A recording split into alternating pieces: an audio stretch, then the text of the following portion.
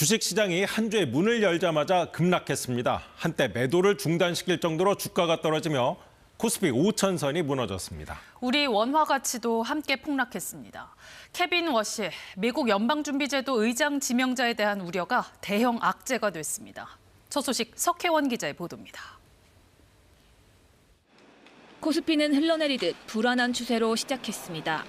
정오를 지나 5천선이 깨지더니 내림세가 더 가파르게 변하며 주식시장 급변동을 막는 강제 브레이크, 매도 사이드카가 발동됐습니다.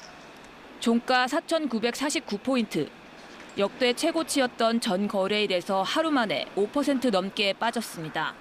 미국발 관세 충격으로 급락했던 지난해 4월 이후 가장 큰 폭의 하락입니다. 5,000피 타이틀도 4거래일 만에 내려놨습니다. 증시에 관세만큼 충격을 준 건 새로 지명된 미국 연준 의장 후보에 대한 시장의 우려입니다.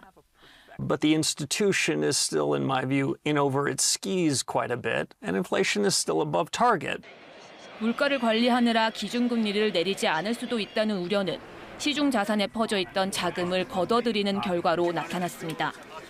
뉴욕 증시는 물론 금, 은, 비트코인 같은 가상자산이 모두 하락한 전 세계적 조정의 시간이지만 아시아 주요 증시와 비교해도 코스피 하락의 폭은 유독 큽니다.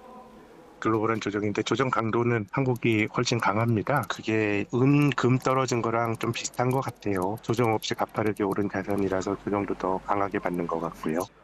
시중의 돈 흐름에는 기술주가 가장 민감한데 삼성전자와 SK하이닉스가 거기에 해당한다는 점도 폭락의 원인으로 꼽혔습니다.